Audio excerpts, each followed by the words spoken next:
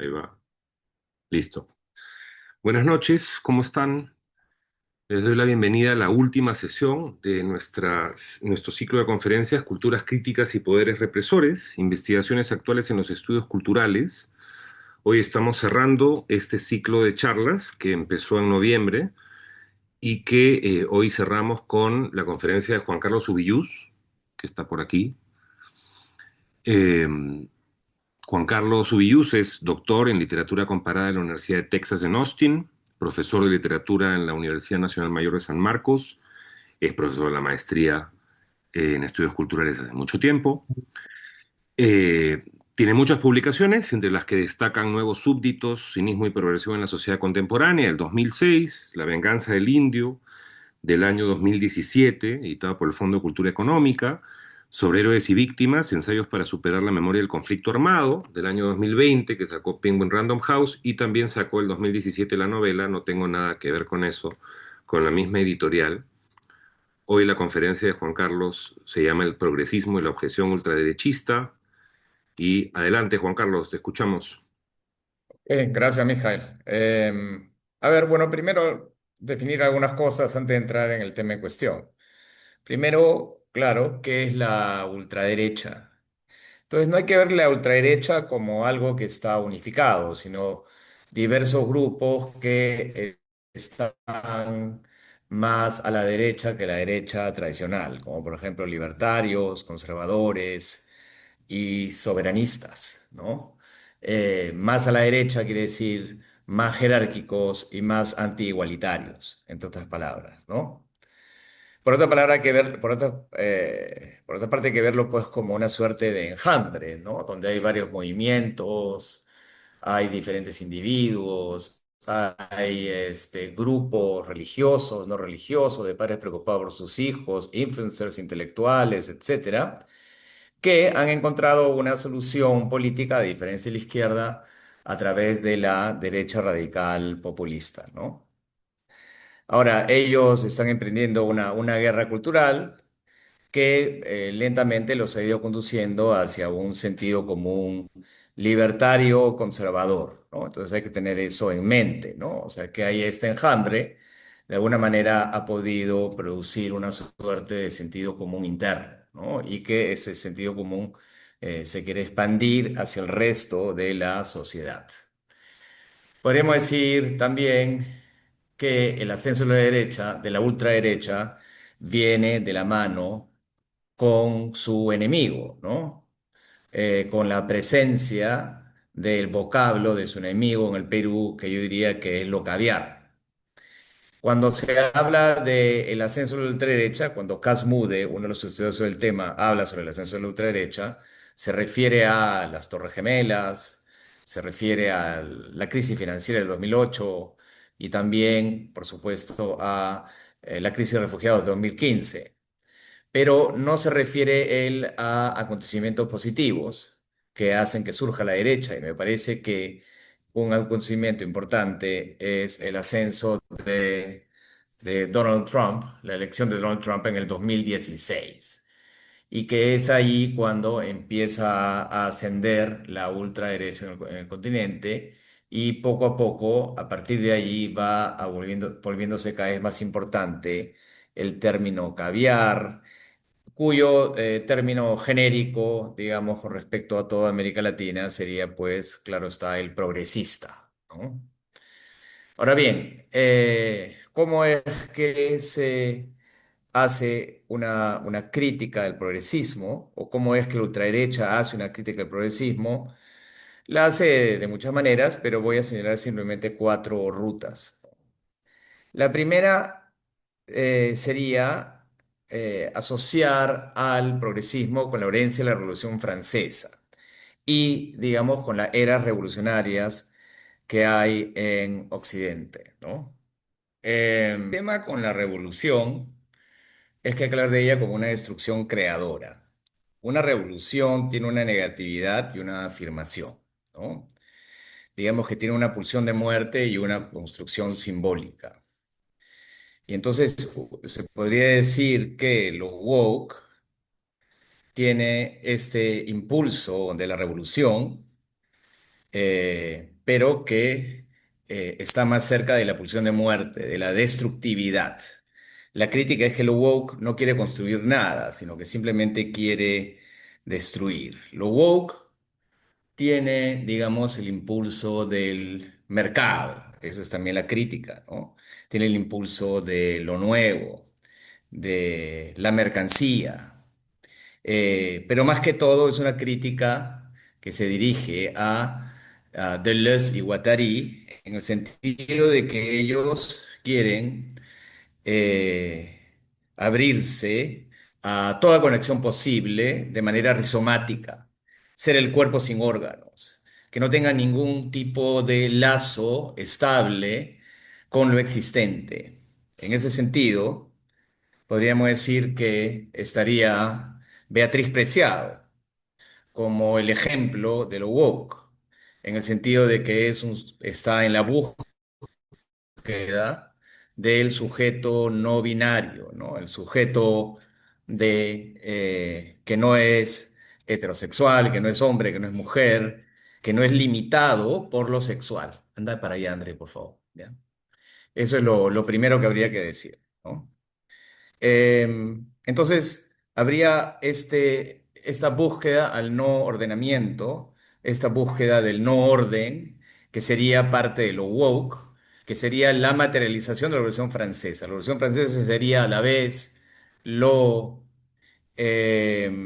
lo constructivo y lo destructivo, pero lo woke sería meramente lo digamos, destructivo, ¿no? Lo heterosexual sería limitante y lo transexual sería el nuevo desorden del ser positivo, ¿no? La segunda idea es la revolución de los esclavos. Se podría decir que, ¿cuál es la revolución de los esclavos de Nietzsche, ¿no? Hay esta moral afirmativa de los amos, con sus valores guerreros, con sus valores de lucha, con sus valores de salir adelante, una moral totalmente afirmativa, en la cual los de abajo simplemente son malos, pero en el sentido de que no son suficientemente buenos. Pero hay estos débiles, y dentro de los débiles hay los sacerdotes, y estos sacerdotes tienen una moral reactiva, que es la moral del resentimiento. Y lo que hacen ellos es una inversión de los valores, donde lo bueno, lo valiente, lo guerrero se vuelve malo y lo débil, digamos, la timidez, todas esas cosas se vuelven lo bueno. Hacen una inversión de los valores que sin embargo está determinada por la voluntad de poder, ¿no? Y por supuesto, los que llevan a cabo esta revolución van a ser los judíos. Y la flor del resentimiento, los que hacen posible, digamos, finalmente esta inversión, van a ser, por supuesto, los cristianos, ¿no? Los cristianos son la flor que corona el resentimiento de los judíos. Digamos que habría una suerte de judeocristianismo que estaría del lado de la inversión de los valores. Y los herederos de los judíos cristianos van a ser, por supuesto, los socialistas, ¿no? Que van a pasar del valor de la compasión al valor de la igualdad. Lo que va a hacer la ultraderecha contemporánea es, a la manera de Ayn Rand, convertir esto hacia el mundo empresarial. Estaría la moral afirmativa de los capitalistas contra la moral reactiva de los progresistas, parásitos, que no tienen nada bueno para dar excepto cobrar impuestos, ¿no? Eh, el parásito va a ver digamos, la riqueza ajena como una cosa totalmente negativa. eh, Van a querer regalar bienes que no han producido, van a forzar a otros a pagar por el lujo de su piedad o su compasión. Bien, ese es, digamos, el movimiento que se ve con el parásito, ¿no? El parásito sería, por supuesto, el caviar que chupa el, Estado y no permite que el empresario saque adelante proyectos que benefician a la multitud, ¿no? Bien, el parásito socialista es el pobre que chupa de la sangre del rico. Y es lo que los hombres socialistas, los parásitos, han llegado a considerar un ideal moral. Bien, de esa manera la incapacidad se vuelve una virtud y al capaz hay que cobrarle impuestos, ¿no? Ahora bien, el tercer punto sería la corrección política. La corrección política pulula en la cultura de la victimización. Digamos, es el hecho de la hipersensibilidad, el sentirse víctima por cualquier agresión, lo que va a llevar a los defensores de la corrección política a sentirse bastante ajenos a la verdad. La corrección política vela la verdad. ¿Qué verdad va a velar?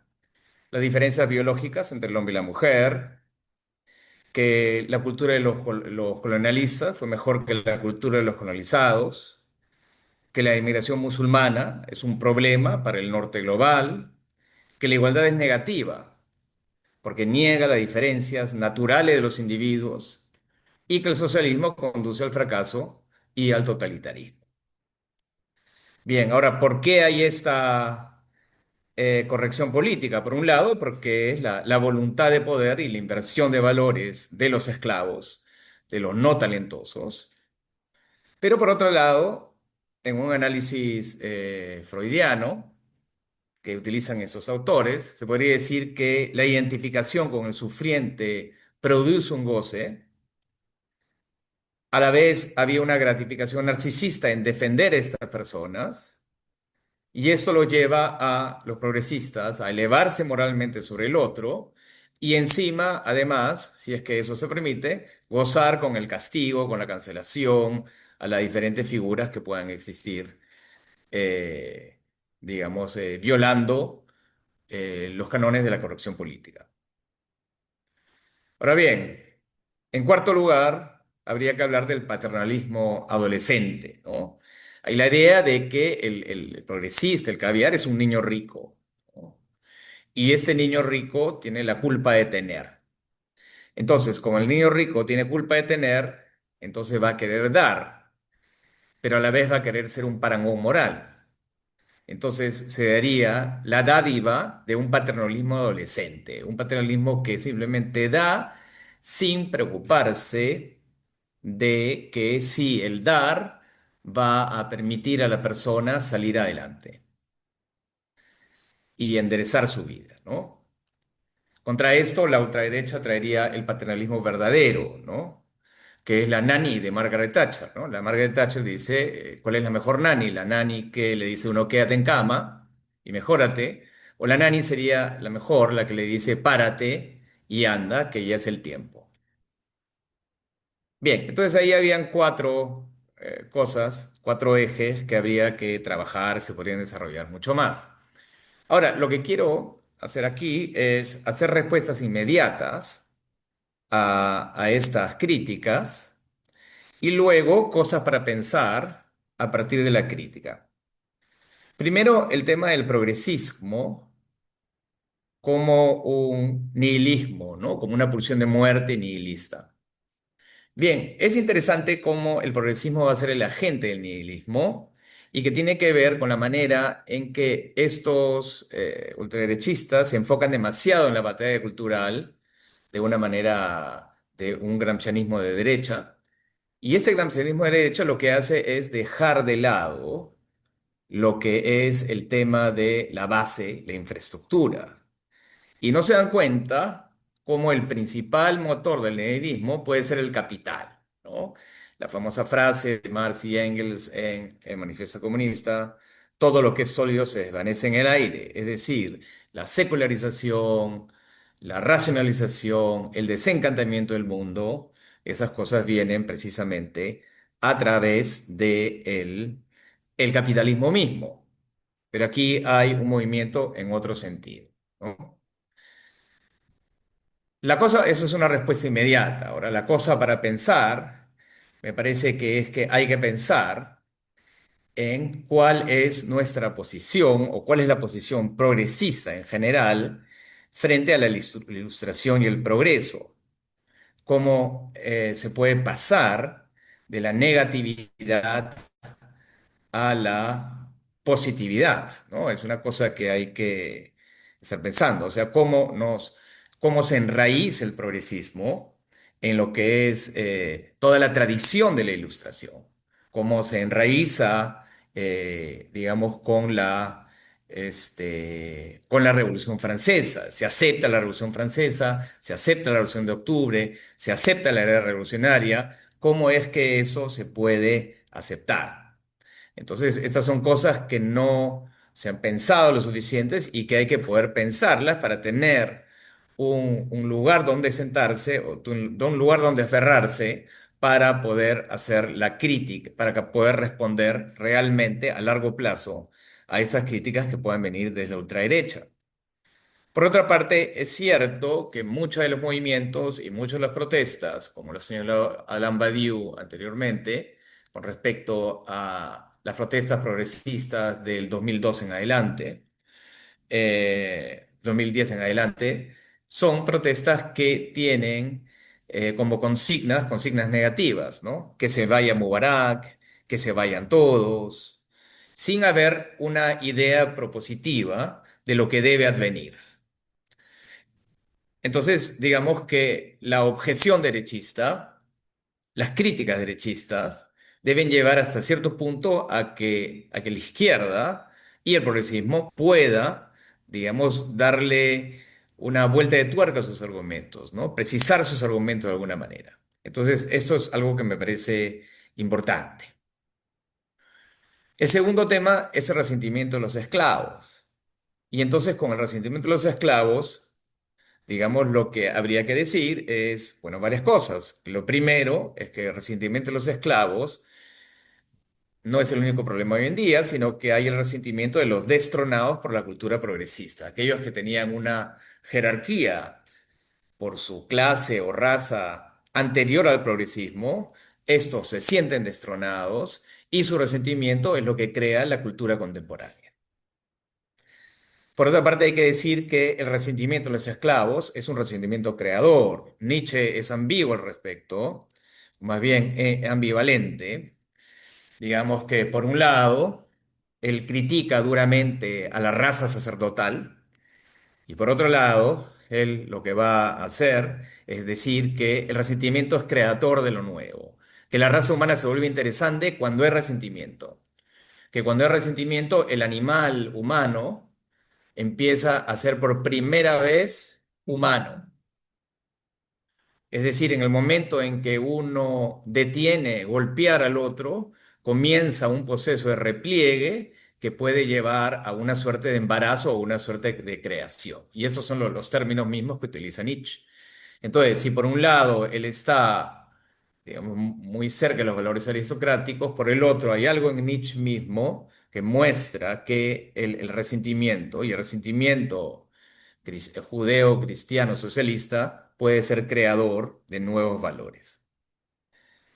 Eh, bien. Eh, el tercer punto sería la verdad, ¿no? La corrección política como algo que, digamos, oculta la verdad o que impide el desarrollo de la verdad. Hay que decirse bueno, claro, la verdad siempre duele, la verdad es dolorosa, ¿no? No sé a quién se le ocurrió que podía haber una comisión de la verdad y la reconciliación, cuando la verdad divide, la verdad escinde, y entonces la verdad de la ultraderecha no es realmente la verdad, es la verdad de un prejuicio fantasmático. La verdad que ellos traen es un viejo saber. Es un viejo saber fantasmático de lo que son los sexos, de lo que es el colonialismo. No hay nada nuevo en lo que ellos traen. La verdad no vive, la verdad no se produce, la verdad es simplemente la reconfirmación de lo que ya ha ocurrido. Bien, Esa sería la respuesta inmediata que hay que decir, pero también hay que tomar de esta crítica el hecho de que hay que acostumbrarse a que las cosas hay que justificarlas racionalmente, uno mismo, hay que acostumbrarse a que hay que investigar. Y hay que acostumbrarse porque la hegemonía próximamente será de la derecha. A mí me parece que en eso van a ganar, por el simple hecho de que tienen cierta unidad en sus propuestas, van del lado del capitalismo, no en contra, mientras la izquierda está dividida o no encuentra una solución para el futuro. Entonces, no pienso que estamos ante un interregno, ¿no? El lugar donde salen los monstruos, sino pienso que los monstruos están aquí para quedarse por un buen tiempo y que van a instaurar una hegemonía y que uno tiene que acostumbrarse nuevamente a no descartarlos como simplemente idiotas o como tontos, sino sencillamente hay que empezar nuevamente a trabajar con la verdad, ¿no? A responder a las cosas que dicen, o incluso ver sus objeciones y ver sus críticas para ver cómo uno puede mejorar su propio argumento. Bien, finalmente, la ultraderecha no trae un paternalismo verdadero, no trae, digamos, no es que simplemente el progresismo trae un paternalismo dadivoso y la ultraderecha trae un paternalismo verdadero. A veces algo de eso puede en efecto existir, poniéndose en una posición típica conservadora de decir todo lo nuevo no es bueno, todo lo nuevo no es necesariamente lo que debe venir, pero lo que se ve muy a menudo es que ellos usan la moral conservadora para atacar. La ultraderecha, en términos lacanianos, no se sirve del nombre del padre. La ultraderecha, más bien, usa al padre imaginario, ¿no? Un padre que tiene las respuestas y un padre que fuerte, que puede poner a los progres en su sitio, ¿no? Eh, la ultraderecha, el nombre del padre o la función paterna en Lacan implica de alguna manera la castración, implica poner límite a un goce. Pero lo que se ve mucho en la ultraderecha, con las críticas al progresismo, con las críticas a los caviares, es algo muy caliente, muy encendido. No hay, digamos, los paños fríos de la función paterna, ¿no? Donde algo del goce caliente se proyecta hacia el deseo para adelante, sino lo que se ve más bien es algo totalmente incandescente. Entonces, no hay allí algo en el sentido de un paternalismo verdadero, sino que hay un paternalismo que está totalmente tomado no totalmente tomado, pero tomado por la furia. Por supuesto que eso puede coexistir con ciertas posiciones conservadoras que pueden ser poner límite a esta búsqueda de lo nuevo o lo desregulado, lo desordenado que se puede encontrar en ciertas posiciones progresistas. Eso también se puede encontrar, pero también es bastante común encontrar la furia y el fuego de parte de la ultraderecha. Bien, lo dejaría ahí y podemos pasar a sus preguntas. Gracias, Juan Carlos. Tenemos tiempo para conversar. Eh, por favor, si levantan la mano quienes quieran participar.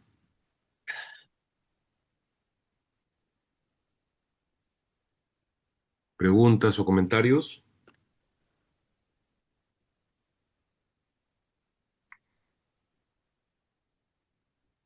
Bueno, yo voy avanzando con algo mientras alguien más se anima.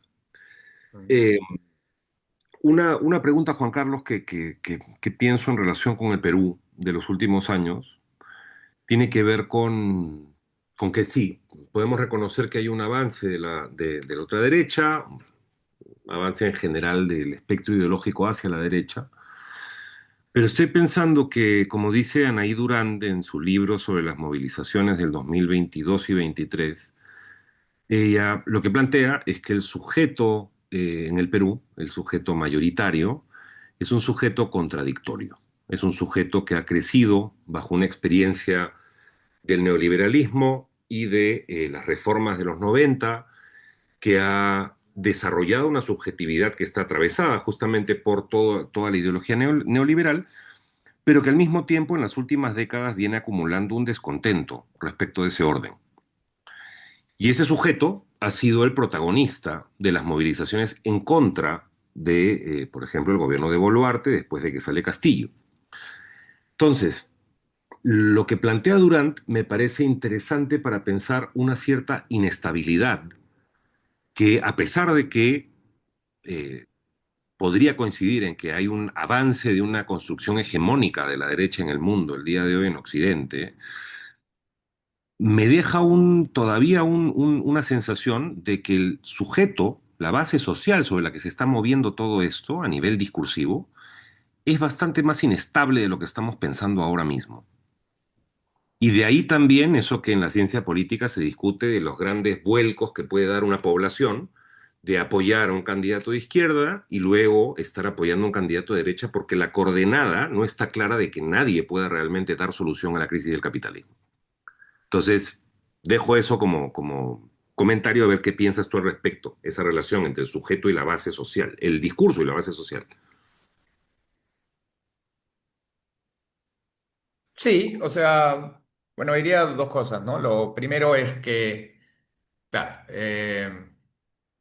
primeramente diría que el neoliberalismo es, claro, una subjetividad de base, ¿no? O sea, han sido muchos años de neoliberalismo, o sea, van más de 30 años de neoliberalismo y hay una cierta subjetividad neoliberal. Eh, hasta qué punto las protestas en Puno son una subjetividad neoliberal que quiere un neoliberalismo para todos, ¿no? En vez de algo que realmente pertenezca a la izquierda, ¿no? Ujú. Son cosas a trabajar. Entonces, eso diría lo primero, ¿no? Segundo, me parece que sí, que la ultraderecha es inestable. Me parece que en este momento todavía no tiene la hegemonía, pero hay que recordar que en la elección pasada hubo tres candidatos de la ultraderecha cerca de la segunda vuelta, ¿no? Que podrían sumar el 30%. Entonces, digamos que ahí hay un bolsón que está bien construido, a diferencia de lo otro que es amorfo. Mm. Entonces, eso es una cosa a considerar, ¿no? Eh, ¿Cuál es el bolsón bien construido? Son libertarios y son conservadores, ¿no? Son neoliberales y conservadores, ¿no? Y entonces en esta elección lo que se va a ver es si se ha consolidado la ultraderecha. Ujú. Ahora, la ultraderecha se ha consolidado más fuertemente a partir de la elección de Donald Trump, la reelección. De ahí vino la victoria de Kast, vino el rescate de Milei, ¿cierto? Vino la injerencia de Trump en la elección de Milei, vino la victoria de Honduras. Y claro, lo que podemos decir es que también, por otra parte, hay varios presidentes de izquierda en América Latina, ¿no? Tenemos digamos, a Sheinbaum en México, en Uruguay, Petro en Colombia.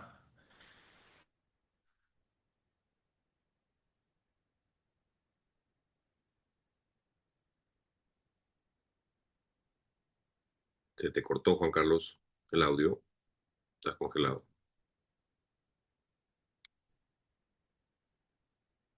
La derecha es ascendente. Ahora, eso se puede deshacer también, es cierto como dices tú. Se puede deshacer a partir de los fracasos o se puede rehacer a partir de los triunfos. Por ejemplo, el éxito de las políticas de Bukele en El Salvador genera políticas de mano dura en el continente. Mm. Si Trump finalmente acaba siendo un encantador de serpientes, eso se va a tirar abajo gran parte de la ultraderecha en el continente. Así que depende de la performance de los actores en el futuro. Sí. Ok, ya si hay tiempo después digo algo más. Bruno, Hola, buenas noches con todos. Buenas noches, Juan Carlos. Te escucho después de mucho tiempo y siempre es muy bacán escucharte. Eh, Gracias. Justo, bueno, creo que Mijail me ganó en la pregunta que se me venía a la cabeza, ¿no? Quizás, no sé si para complementar estas ideas. A mí lo que me preocupa del escenario peruano es que efectivamente podemos observar, ¿no? Un crecimiento importante de discursos de ultraderecha, de los movimientos evangélicos que se alían pues con políticos o neoliberales o bastante conservadores, aunque podemos ver que el giro de López Aliaga pareciera más bien un giro populista donde está buscando cómo poder lograr el mayor bolsón posible de votos, ¿no? Incluso traicionando a su propio grupo, ¿no? De empresarios, ¿no? Pero entonces a lo que iba es más bien a esta tendencia conservadora de la sociedad peruana, ¿no? Porque siento por lo menos de que no estamos solamente ante reacciones contra lo woke o contra lo progresista desde el lado de la derecha, ¿no? Sino de que de los mismos partidos que se presentan como de izquierda o que acá se denominan izquierda radical también se puede observar, al menos en los últimos años, también un duro ataque contra el progresismo, contra lo woke, ¿no? No sé cómo ves tú eso, qué expectativas podríamos ver de un crecimiento de lo progresista, aunque pareciera, bueno, aunque también si miramos la historia del Perú, quizás lo conservador ha sido siempre lo más preponderante, ¿no? No sé cómo ves eso para tu análisis. O sea, hay una base conservadora que no se ha convertido en un pueblo, pero que es una población, ¿no? Entonces, esa base conservadora ha estado ahí, ha permanecido, y lo que ha hecho la ultraderecha es politizarla. O sea, ha habido una politización de esa base conservadora. Y digamos lo peor en el sentido de que eso también se ve en la izquierda ya pasó, ¿no? En la unión de Perú Libre eh, con, con los fujimoristas, ¿no? Ahí se ve, digamos, la alianza anticaviar, ¿no? La alianza anticaviar quiere decir precisamente que, bueno, quiere decir muchas cosas, pero una de ellas es que hay un conservadurismo social que está en contra del progresismo. Entonces me parece que el progresismo queda cada vez más arrinconado. Lo caviar es algo de lo cual la izquierda también quiere distanciarse. Entonces, me parece que el progresismo liberal o neoliberal queda fuera de juego en estas elecciones, ¿no? Digamos que el último progresismo neoliberal fue Kuczynski, ¿no? Por eso me parece tan importante lo que viene después del 2016, porque precisamente a que se tiran abajo es a Kuczynski y luego se tiran abajo a Vizcarra, ¿no? Entonces, digamos, ese neoliberalismo progresista republicano me parece lo que acaba de fenecer, ¿no? Entonces, sí, me parece que la ultraderecha politiza ese conservadurismo social que está en la sociedad y que ahora es más importante que nunca, ¿no? Fernando, También diría una cosa dale. para reunirlo todo en una imagen, es esta famosa frase, ¿no? Lo que yo veía en la derecha antes, ¿no? Que era eh, en una obra de Oscar Wilde, una tía le está interrogando al prometido de su sobrina, ¿no? Y le pregunta, ¿en qué trabajas en esto? ¿Cuánto ganas esto? ¿Cuál es tu posición política? Y dice, no me interesa la política. Dice, conservador. Entonces, me parece que esa era la manera como se lidiaba con las clases medias y altas antes, ¿no? Me parece que ahora ellos no dicen, no estoy interesado en la política, sino que están muy interesados en la política y que habría algo así como una suerte de conciencia de clase. Entonces me parece que las cosas de la ultraderecha se vuelven sólidas, mientras que las cosas en la izquierda me parecen dispersas, en general. Ok. Fernando, adelante. ¿Qué tal, Juan Carlos? Mijail, qué gusto verlos. Claro. Sí, me quedaba con algo que habías dicho, Juan Carlos, esta frase de Gramsci, ¿no? Sobre los monstruos que vienen a quedarse. Y también habías mencionado algo con la relación que tiene la ultraderecha con la verdad. Pero aterrizando en el caso peruano, yo me ponía a pensar un poco cómo funciona en el caso de los líderes específicamente, ¿no? Aquí, tipo López Aliaga, Keiko Fujimori, ¿no? Que son, digamos, estos representantes directos, ¿no? O, bueno, ahorita hay más opciones, digamos, dentro de la lista de candidatos, pero en el caso específico, por ejemplo, de López Aliaga, y la relación con la verdad por parte de la gente que es seguidora, fanática y que abiertamente va a votar por él, esta relación con la verdad se ve, digamos, opacada por cómo se enfrentan ellos a los hechos específicos de las acciones de López Aliaga durante su proceso como alcalde, por ejemplo, ¿no? Tenemos situaciones, casos muy concretos en donde se puede ver ineficiencia, ¿no? Hablo de la piscina con arena, hablo de los trenes, hablo de la vía expresa, hablo en fin, del endeudamiento, de los juicios perdidos y la lista puede ser interminable. Pero frente a eso, tenemos justamente a este grupo de seguidores que más bien se presentan como no ideologizados porque no quieren irse a estos extremos supuestamente y van por esta persona cuyas características acá son bastante notorias, ¿no? Pertenece, ¿no? directamente a una clase social, digamos, más cercana a la élite, em, pertenece también a, bueno, y esta misma pertenencia le da la posibilidad, o bueno, le da,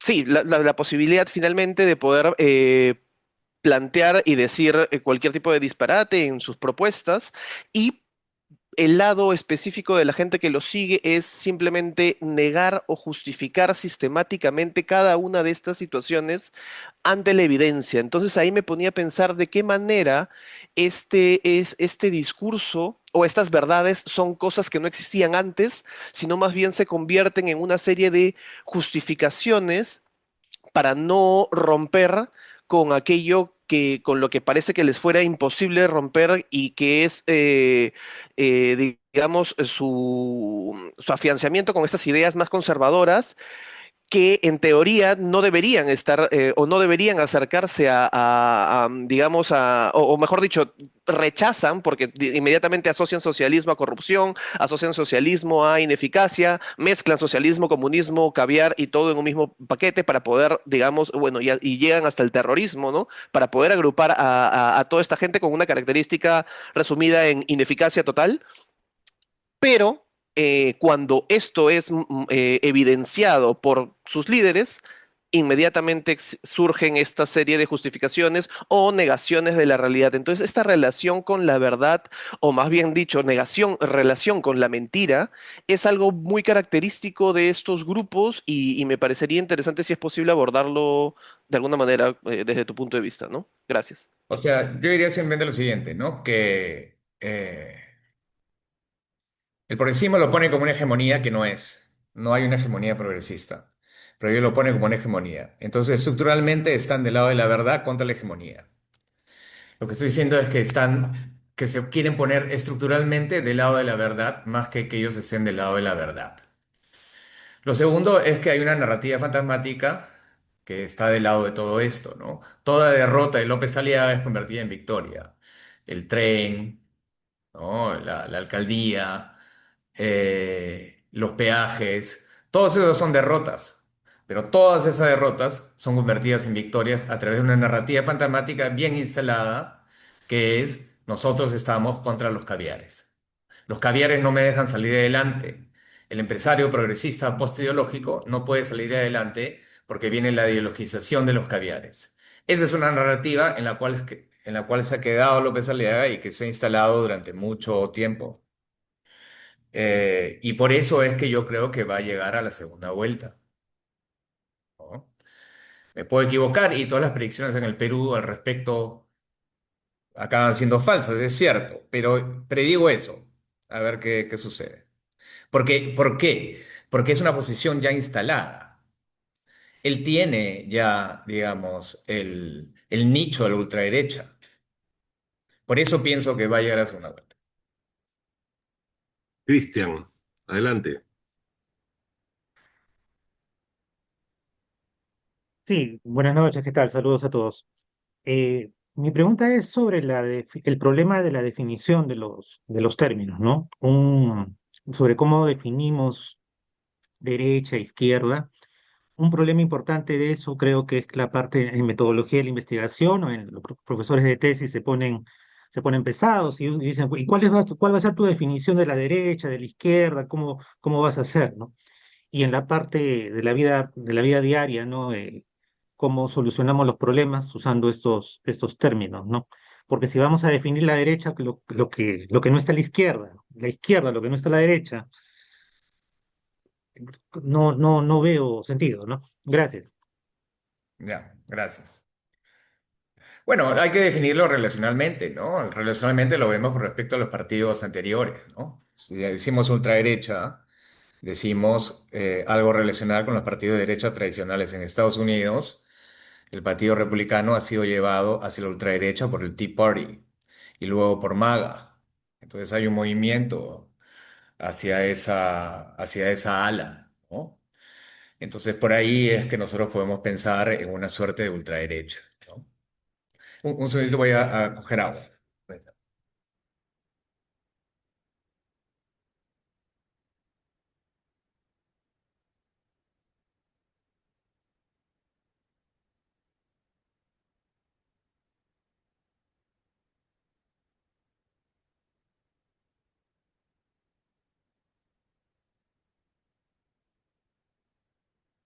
Sí. Entonces es una cosa relacionada. Hay partidos de derecha que estaban en el norte global en una suerte de bipartidismo. Había un partido de derecha con Piñera, que era parte del bipartidismo con la izquierda de Bachelet. Y lo que viene con Kast es algo y también con Kaiser, es que se ponen más a la derecha, ¿ah? En ese sentido, más beligerantes con respecto al neoliberalismo, una posición más fuerte en ese sentido, una posición conservadora mucho más sólida, más combatiente en contra del progresismo. Eso es lo que podemos llamar relacionalmente la ultraderecha.